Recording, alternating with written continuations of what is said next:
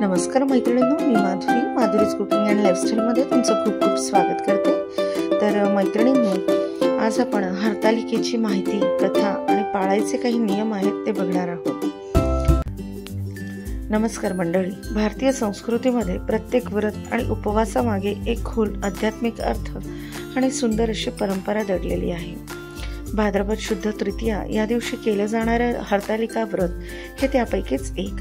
आज आपण या व्रताची कथा, नियम, पूजा पद्धत आणि त्यामागचं महत्त्व जाणून घेणार आहोत।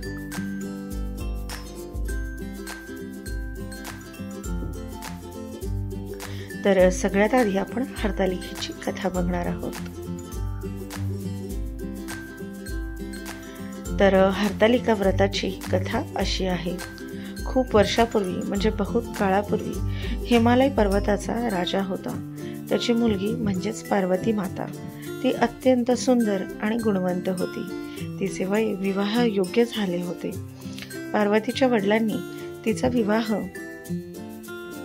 ग्रहण करण्यासाठी निर्णय घेतला, पण पार्वतीने शिवाशी विवाह करण्याचं ठरवलं होतं। मात्र शिव संन्यासी होते आणि त्यांना विवाह करायचा नव्हता। ते कैलास पर्वतावर राहायचे आणि तपस्या करायचे। पार्वतीनं शिवाची पत्नी होण्यासाठी कठोर तपस्या सुरू केली आणि ती ही जंगलात राहून, हे तर सगळ्यांनाच माहीत आहे, अन्नपाणी सोडून दिलं आणि झाडाच्या सावलीमध्ये राहिली। त्यांची इच्छा पूर्ण करण्यासाठी शिवाने तिला वरदान दिलं आणि तिच्याशीच विवाह केला। या व्रतामुळे पार्वतीने शिवाला मिळवले आणि तुम्हीही तुमच्या इच्छित पतीला मिळवू शकता। ज्यांचे लग्न झाले आहे त्यांचे सौभाग्य अगदी 7व्या जन्मापर्यंत राहावं म्हणून देखील हे व्रत केलं जातं। आणि शिव पार्वती विवाह झाल्यामुळे या व्रताला नाव मिळालं आहे हरतालिका।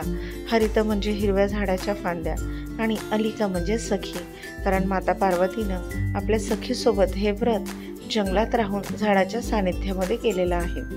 पार्वती मातेच्या दृढ संकल्पाने अखेर भगवान शंकर त्यांना प्रसन्न झाले।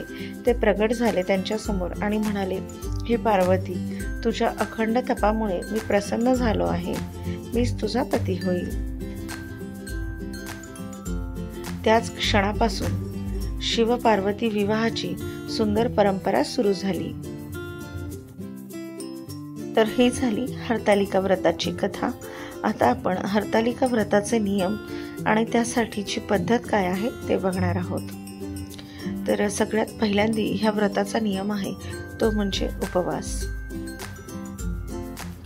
या दिवशी स्त्रिया, कुमारिका मुली ह्या निर्जळ उपवास करतात, म्हणजेच अन्न पाणी अगदी काहीही न घेता हा उपवास केला जातो। हा उपवास खूप जास्त कठीण असतो, म्हणून अतिशय श्रद्धेने पाळावा। पण ज्यांना शक्य होत असेल त्यांनीच हा उपवास करावा। ज्यांना शक्य नाही त्यांनी फलाहार केला तरी देखील चालतो। काही स्त्रिया फलाहार किंवा पाणी घेऊन देखील हे व्रत करतात। आता पुढचा आहे तो म्हणजे संकल्प। तर हरतालिकेचा संकल्प काय असतो ते आपण बघणार आहोत। सकाळी लवकर स्नान करून स्वच्छ वस्त्र नेसून संकल्प करावा। शक्यतोवर या दिवशी पांढरे वस्त्र नेसावे। तर संकल्प बघूया। मी आज हरतालिका व्रत करते, माझा पती दीर्घायुषी राहो, माझ्या कुटुंबामध्ये सुख शांती समृद्धी नांदो, असे संकल्प शब्द म्हणावेत।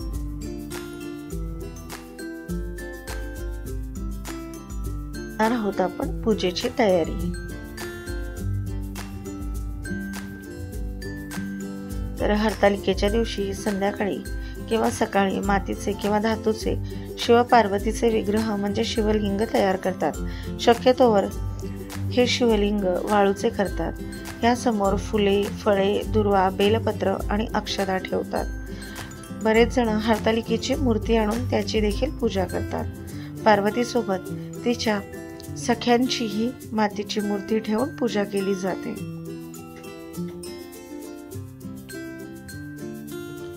नैवेद्य म्हणून फळे, लाडू, पंचपक्वान्न किंवा घरगुती गोडधोड पदार्थ अर्पण करतात.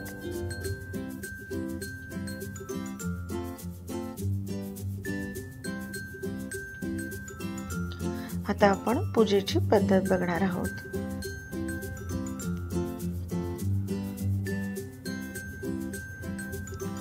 हरतालिकेची पूजा करताना सर्वप्रथम सुपारी म्हणजेच प्रथम गणपतीची पूजा करून मंगलाचरण करावे आणि गणपतीची पूजा करण्यासाठी आपण सुपारीची प्राणप्रतिष्ठा करतो. नंबर 2, त्यानंतर शिवपार्वतीच्या मूर्तीवर जल, अक्षदा, फुले व्हावीत.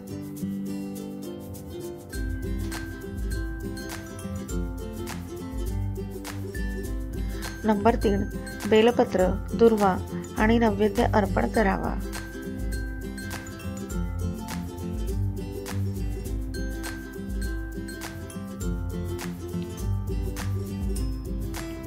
त्यानंतर आरती करून व्रतकथा सांगावी किंवा ऐकावी.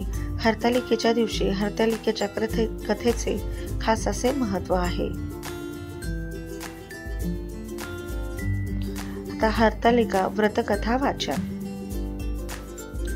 मी तुम्हाला आधी सांगितल्याप्रमाणे शिवपार्वतीच्या विवाहाची ही कथा भक्तिभावाने ऐकणे हे देखील व्रताचं एक वैशिष्ट्यच आहे.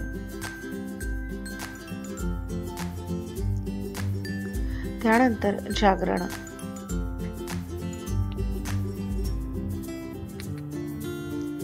हरतालिकेच्या रात्री रात्र जागरण करणं आवश्यक आहे.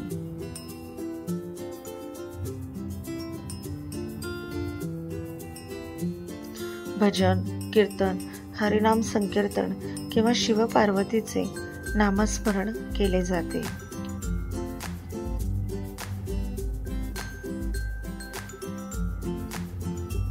अनेक ठिकाणी एकत्र महिला येऊन अखंड नामस्मरण करतात.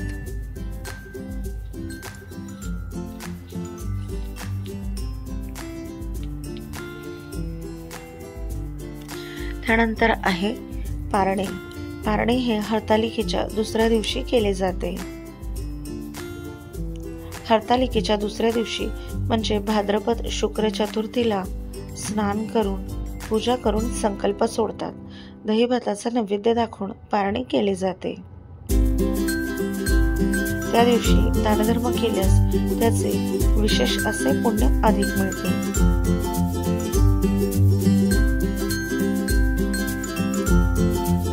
आता आपण हरतालिका व्रताचे महत्त्व बघणार आहोत. हे व्रत स्त्रीच्या अखंड सौभाग्यासाठी आणि पतीच्या दीर्घायुष्यासाठी केले जाते.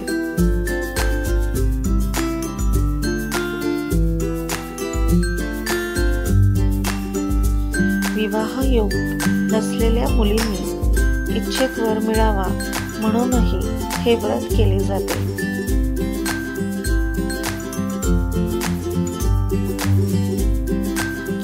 शिवपार्वतीचा विवाह हा दाम्पत्य जीवनातील आदर्श मानला जातो.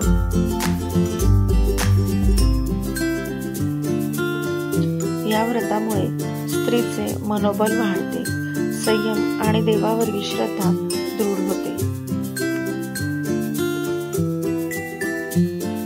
शिवपार्वतीच्या उपासनेतून घरामध्ये सुख, शांती आणि समृद्धी नांदते.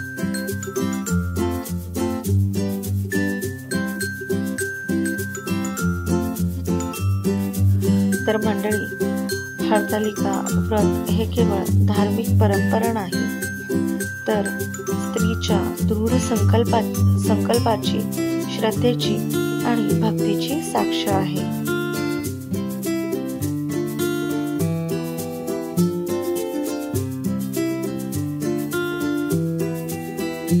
माता पार्वतीनं जसं आपल्या मनातील ठाम इच्छा पूर्ण करण्यासाठी कठोर तप केले, तसे आपणही या हरतालिका व्रताच्या निमित्ताने जीवनामध्ये धैर्य, संयम आणि भक्तिभाव अंगीकारावा. तर ह्या व्हिडिओमधली माहिती ही माहितीच्या आधारे आहे, अंधश्रद्धा पसरवण्याचा कुठलाही हेतू नाही. तर तर ह्या प्रकारे श्रद्धा आणि भक्तीने केलेलं हरतालिका व्रत हे नक्कीच प्रत्येक मनोकामना प्रत्येकाची पूर्ण करते। आपल्याला ही माहिती जर आवडली असेल तर कमेंटमध्ये कळवा। व्हिडिओ आवडत असतील तर चॅनलला लाईक, शेअर आणि सबस्क्राईब नक्की करा। भेटूया अशाच एका माहितीपूर्ण व्हिडिओमध्ये। हर हर महादेव आणि धन्यवाद।